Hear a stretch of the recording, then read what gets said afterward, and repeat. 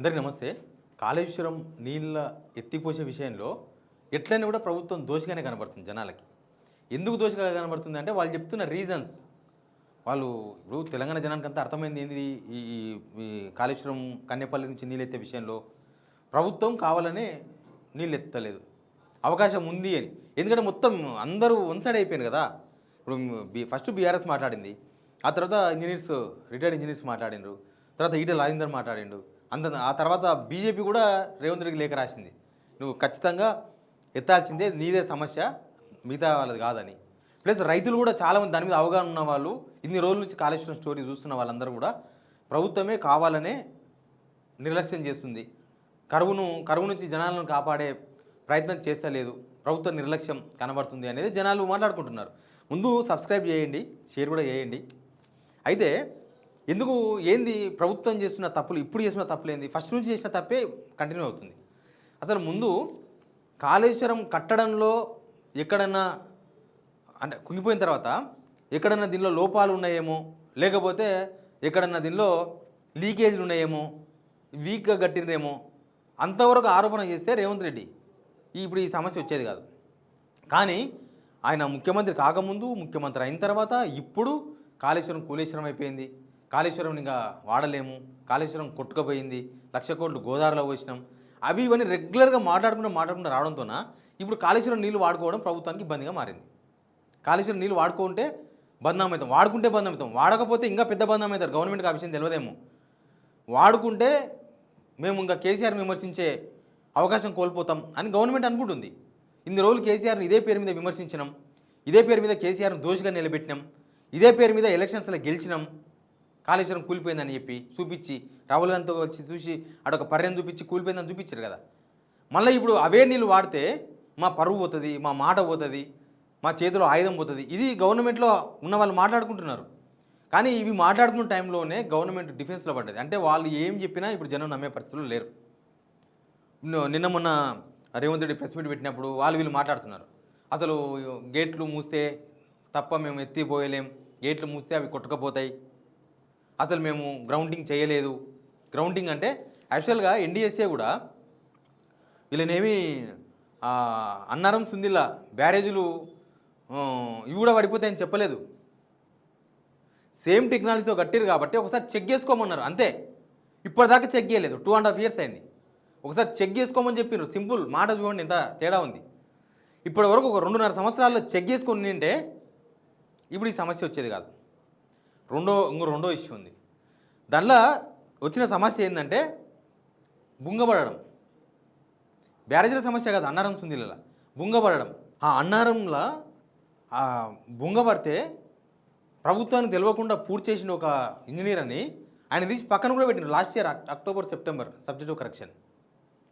అంటే ఆయన చేసిన పని అంతే కదా. దాని అర్థం వీళ్ళు రిపేర్ చేస్తలేరంటే బహుశా ఈ 2.5 years రిపేర్ చేయలేదంటే అసలు దానిలో సమస్య లేదేమో. సమస్య ఉంటే కదా రిపేర్ చేసేది, సమస్య ఉంటేనే కదా బ్యారేజ్ రిపేర్ చేసేది. బ్యారేజ్ రిపేర్ చేయలేదు ఇప్పటిదాకా, చెక్ కూడా చేయలేదు ఇప్పటిదాకా అంటే బహుశా దానిలో సమస్య లేదేమో. అట్లా ఎవరైనా అడుగుతారు కదా, ఇప్పుడు మేము దానిలో నీళ్ళు వస్తే మేము దాన్ని రిపేర్ చేయలేదు అంటే 2.5 years ఏం చేసినావు?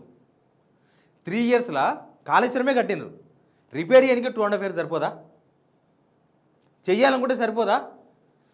అప్పటి నుంచి ఇప్పటిదాకా రేవంత్ రెడ్డి నాకు తెలిసి ఒక 400 సార్లు మాట్లాడిండు కాళేశ్వరం గురించి. కాళేశ్వరం కూలేశ్వరం అయింది, కాళేశ్వరం కాళేశ్వరం కాళేశ్వరం సందర్భం వచ్చినప్పుడల్లా, ఎలక్షన్లు వచ్చినప్పుడల్లా, ఆయనకి ఇబ్బంది అయినప్పుడల్లా, ఆయన నమ్మకం కోల్పోయినప్పుడల్లా, మర్చిపోయిన ప్రాజెక్టు కదా, గుర్తున్న ప్రాజెక్టే కదా. ఈ ప్రభుత్వం ఏం చేయలేదు. కనీసం కాళేశ్వరంలో ఏం జరుగుతుందని ఒక రివ్యూ అనేది చేసిండు ఎవరన్నా? ముఖ్యమంత్రి రివ్యూ చేసిండా? ఇరిగేషన్ మినిస్టర్ కూర్చోబెట్టుకొని, అందరిని కూర్చోబెట్టుకొని ఢిల్లీకి ఎన్నోసార్లు పోయిండు, 72 సార్లు పోయిండు. ఒక్కసారన్నా ఎన్డీఎస్ఏ దగ్గరకో లేకపోతే ఎక్కడనో పోయి కాళేశ్వరం గురించి ఏది మరి దీన్ని రిపేర్ చేయాలనుకుంటున్నాము, దీని కథ ఏంది, దీని కార్ఖానా ఏంది, దీన్ని ఏమి వేయాలి, ఏమి వేయకూడదు, మీరు వస్తారా, మేము చేసుకోవాలన్నా అడగాలి కదా. అడగలేదు. అందుకే వీళ్ళ నిర్లక్ష్యమే. ఒకవేళ దాన్ని రిపేర్ చేయలేదు అన్నా వీళ్ళ నిర్లక్ష్యమే. కానీ రిపేర్ జరిగిన తర్వాత కూడా రిపేర్ జరగలేదని చెప్తున్నారు. అది వీళ్ళ నిర్లక్ష్యం కాదు, అది వీళ్ళ కుట్ర. అది జరిగిందని ఒక ఇంజనీర్ని ఆయన చేసిండని ఇంజనీర్ని పక్కన పెట్టి ఇప్పుడు జరగలేదంటే ఎవరు నమ్ముతారు? ఎవరు నమ్మరు.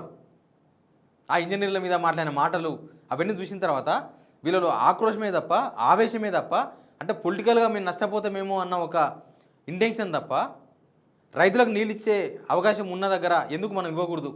ఎందుకు అట్లాంటి అవకాశం ఉంటే ఒక అఖిలపక్ష సమావేశం పెట్టాలి. అఖిలపక్ష సమావేశం పెట్టి పిలవండి, ఇంజనీర్లను పిలవండి, అందరిని పిలవండి. ఈ ఎన్డీఎస్ఏ పేరు చెప్పి తప్పించుకుందామని చూశారు కదా. బీజేపీ రామచంద్రరావు బీజేపీ రాష్ట్ర అధ్యక్షుడు లేఖ రాసిండు రేవంత్ రెడ్డికి. ఎన్డీఎస్ఏ పనింది, స్టేట్ గవర్నమెంట్ పనింది. అది చూస్తే మనకి ఇంకా క్లియర్గా అర్థమవుతుంది. బీజేపీ అధ్యక్షుడు రామచంద్రరావు రాసిన లేఖ ఇది. ఆయన ఏం రాసిందంటే ఎన్డీఎస్ఏ ఇప్పటికే వాళ్ళు ఎన్డీఎస్ఏ పేరు చెప్తారు కదా, national dam safety authority, central గవర్నమెంట్కి సంబంధించింది. సమగ్ర పరీక్షలు, సాంకేతిక పరిశీలనలు, పునరుద్ధరణ చర్యలు సూచించిన ప్రభుత్వం నిర్లక్ష్యం చేసింది. వాళ్ళు ఆల్రెడీ సూచన చేసిన గవర్నమెంట్కి ఏం చేయాలను. వాళ్ళు ఇంకా రేవంత్ రెడ్డి మనం చెప్తలేడు, అన్ని పాత పేపర్లు చదువుతున్నాడు. 2024 పేపర్లు, 2025 పేపర్లు, మనం 2026 సగం దాటిపోయినాం.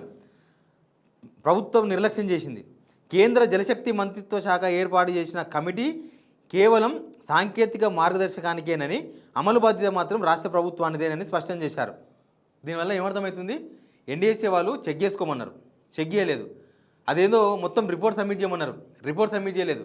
వాళ్ళు ఎన్నిసార్లు అడిగినా కూడా రిపోర్ట్ సబ్మిట్ చేయలేదు. చాలా నిర్లక్ష్యం చేశారు. ఇప్పుడు మేము 2.5 years అయింది, మేమేమి దాన్ని టెస్టులు చేయలేదు కాబట్టి చేయలేమంటే జనం ఒప్పుకుంటారా? అంటే మీరు ఎన్ని చెప్పినా, ఎన్ని కవరేజ్ చేసుకొని చెప్పినా సర్కారు చేసిన తప్పులు బయటికి కనబడుతున్నాయి, జనాలకు ఓపెన్గా కనబడుతున్నాయి. ఇది ఎవరు దాచిపెట్టుకున్నా ఆగేటట్టు కనిపిస్తలేదు. ఏం చేయలేదు అనుకో పని, కాళేశ్వరంలో ఏం పని చేయలేదు. మరి కాళేశ్వరం ఇంజనీర్తో ఏం పని చేసింది? మీరు ఉత్తగా జీతాలు ఇచ్చి కూర్చోబెట్టినరా? వాళ్ళతో పని చేయించుకోవాలి కదా. మీరు డబ్బులు ఇచ్చినప్పుడు రిపేర్ కూడా చేయాలి కదా. అందుకే రిపేర్లు చేయించారు, బట్ దొంగట ఆడుతున్నారు. దానిలో పోస్తే ఏం కాదని తెలిసినా లేదు, ఇది కేసీఆర్కి పేరు వస్తుందేమో. మొన్న ఉత్తమ్ మాట చెప్తున్నాడు, వచ్చే సంవత్సరం వానాకాల నాటికి తయారు చేస్తామని. మీరు ఈ ఎల్నినో ఈ పట్ల పోయేటట్లేదు, ఈ కరువు. ఈ సంవత్సరం వచ్చే సంవత్సరం కూడా ఎల్నినో ఉండేటట్టుంది. మీరు ఎట్లా చేసినా వచ్చే సంవత్సరం కాళేశ్వరం వాడినా కేసీఆర్కి పేరు వస్తుంది. మీరు ఇప్పుడు చేసినా కేసీఆర్కి పేరు వస్తుంది. మీరు ఎన్నికల కోసం కదా భయపడుతున్నది. కేసీఆర్ మళ్ళీ మేము చెప్పిన తప్పు అయిపోతాయి, మళ్ళీ కేసీఆర్ పేరు చర్చలోకి వస్తుంది అనుకుంటే నెక్స్ట్ ఇయర్కి ఇంకా ఎలక్షన్ ఇంకా దగ్గరకు వస్తుంది. అప్పుడు ఇంకా వాళ్ళకే ప్లస్ అవుతుంది. కనీసం ఇప్పుడు చేస్తే రేవంత్ రెడ్డి ఏదో చేసిండే, రిపేర్ కూడా చేసిండు, నీళ్ళు ఇచ్చినని చెప్పుకునే అవకాశం కూడా దొరుకుతుంది. నిజంగానే బ్యారేజీలు ఇప్పుడు అన్నారం కానీ సుందీలో కానీ బ్యారేజీలు ఏమైనా ప్రాబ్లం ఉంటే, మేడిగడ్డ ప్రాబ్లం, ఇప్పుడు మేడిగడ్డ ప్రాబ్లం మొత్తం కొలాప్స్ అయిపోయింది, మేడిగడ్డ మొత్తం ఇంకా అట్లే ఉంది, అసలు పనికిరాదని మాట్లాడింది కదా. ఇప్పుడు అంతకుముందేమో ఒకసారి 30 లక్షల క్యూసెక్కులు నీళ్ళు పోయినాయి. ఆ తర్వాత కుంగిపోయిన తర్వాత ఎన్ని లక్షల క్యూసెక్కులు, 10 లక్షలు, 11 లక్షల క్యూసెక్కులు, నిన్న మొన్నటి దాకా 1,00,000 క్యూసెక్కులు నీళ్ళు పోయినాయి. ఆడేం డ్యామేజ్ జరగలేదు. వీళ్ళు ఆశిస్తున్నట్టుగా, లేకపోతే వీళ్ళు ఏం కోరుకుంటున్నారో తెలియదు. అందరూ అంటున్నారు కాళేశ్వరం కూలిపోవాలని వీళ్ళు కోరుకుంటున్నారు, అదేమో జరుగుతలేదు. ఇసుక కూడా తవ్వుతున్నారు, అయినా అయితే లేదు. ఇప్పుడేమో లాస్ట్కి వచ్చి కాలమే ఒక పరీక్ష పెట్టింది వీళ్ళకు. ఈ పరీక్షల తప్పించుకోవడానికి ప్రయత్నం చేస్తున్నారు, కానీ కరువు నుంచి తప్పించుకోలేరు. మీరు చేస్తే కాళేశ్వరాన్ని రిపేర్ చేసి నీళ్ళు ఇవ్వాల్సిన అవసరం ఉండే. ఇప్పటికి ఉన్న అట్లా మేడిగడ రిపేర్ చేయకపోయినా అన్నారం సుందీల నుంచి అయినా మీరు నీళ్ళు ఇచ్చే అవకాశం ఉంటే దానన్నా ప్రభుత్వం సద్వినియోగపరచుకోవాలి. ఇప్పుడు నిజంగానే దానిలో ప్రాబ్లం ఉంటే, కట్టడంలో ప్రాబ్లం ఉంటే ఎన్ని సొరంగాలు ఉన్నాయి కాళేశ్వరంలో, ఎన్ని పంప్ హౌజులు ఉన్నాయి, ఎక్కడ ఏదైనా కూలిందా? పంప్ హౌజులు చెక్కు చెదరలే. ఆడికి వచ్చిన ఇంజనీర్లు కూడా చెప్తున్నారు, జస్ట్ ఏం లేదు, ఒక్కసారి ట్రయల్ రన్ చూసుకొని ఎక్కడెక్కడ ఏముంది చూసుకొని ఏమైనా ఆయిలో గ్రీజో పెట్టేది ఉంటే పెట్టి నెక్స్ట్ చాలు చేయడమే. కానీ వీళ్ళకి ఆయిల్ గ్రీజ్ కూడా పైసలు లేవేమో బహుశా. వి ప్రకాష్ అన్న చెప్తున్నాడు. అది కాదు సమస్య. వీళ్ళు స్టార్ట్ చేయడానికే వీళ్ళకి 2 సమస్యలు ఉన్నాయి. ఒకటి, కరెంటు బిల్ కట్టాలి. కరెంటు బిల్ కట్టాలంటే గవర్నమెంట్ కట్టాలి, డబ్బులు లేవు. రెండోది, ఇసుక అమ్మాలి. ఇసుక నమ్మితే డబ్బులు వస్తున్నాయి. ఇసుక డబ్బులు ప్రైవేట్గా, గవర్నమెంట్కి ఎన్నో వస్తుందో తెలియదు కానీ వాళ్ళు వీళ్ళు ఎమ్మెల్యేలు, మినిస్టర్లు, లోకల్ లీడర్లు వాళ్ళు వీళ్ళు దోసుకపోయేది 20,000 కోట్లు ఉంటారు సంవత్సరానికి. 20,000 కోట్లు. ఆ 20,000 కోట్లు పోతాయి. ఓ పక్క గవర్నమెంట్ డబ్బులు కట్టాలి, ఇంకో పక్క వీళ్ళకి వచ్చే ఇన్కమ్ పోతుంది. కాబట్టే దాన్ని ఇప్పుడు నీళ్ళు కనుక వారిస్తే, అన్నారం సుందీలకు నీళ్ళు కనుక వస్తే ఇసుక దందా బంద్ అయిపోతుంది. కాబట్టే ఇసుక దందా కోసం భయపడి ఇవన్నీ చేస్తున్నారని చెప్పి. లేకపోతే ఎవ్వరు విమర్శిస్తే వాళ్ళను తిడతారా? ఎంత ఫ్రస్ట్రేషన్స్ తిరుగుతాడు. ఓ ఇంజనీర్లు, రిటైర్డ్ ఇంజనీర్లు, వాళ్ళు తెలంగాణ బిడ్డలు, వాళ్ళ సర్వీస్లో వాళ్ళు సమైక్యాంధ్రలో తెలంగాణకు మంచి జరగాలనే కదా ఎవరైనా తెలంగాణ బిడ్డలు దానికోసం పనిచేసిండ్రు. వాళ్ళు రేవంత్ రెడ్డి కన్నా పెద్ద వయసు, శ్యాంప్రసాద్ రెడ్డి రేవంత్ రెడ్డికి 55 ఎంత ఉంటుందో, ఆయనకు ఒక రిటైర్మెంట్ అయిపోయింది ఆల్రెడీ. ఆయన 65 నుంచి 70 ఏళ్ళ వయసు ఉంటుంది శ్యాంప్రసాద్ రెడ్డి. దామోదర్ రెడ్డి సార్ వయసు ఆయనది ఒక 70 ఏళ్ళు ఉంటుంది. ఇక మిగతా వెంకటేశ్వర్లు ఆ సంఘానికి సంబంధించిన ఆయనది కూడా రిటైర్మెంట్ అయిపోయింది, ఆయన ఒక 65-70 ఉంటుంది. పెద్ద మనుషులను కనీసం వయసు కన్నా గౌరవం ఇవ్వాలి కదా. బెల్ట్ దెబ్బలు తక్కువైపోయినాయి, బెల్ట్ దెబ్బలు కొడతాయంట వాళ్ళను. అయితే ఈయన చెల్లపల్లి జైలుకు పోయినని చెప్పేసి ఇంక అందరు జైలుకోవాలనా? మేము నన్ను వదిలేసిన నేను వదిలేకపోతే మీరు కింగా ఏమన్నా? మీరు కింగా కాదు కదా. కానీ దీనిలో ఏం చేసినా మీరు నీళ్ళు ఇవ్వకపోతే 100% దోషి నిలబడేది ప్రభుత్వమే. Please subscribe.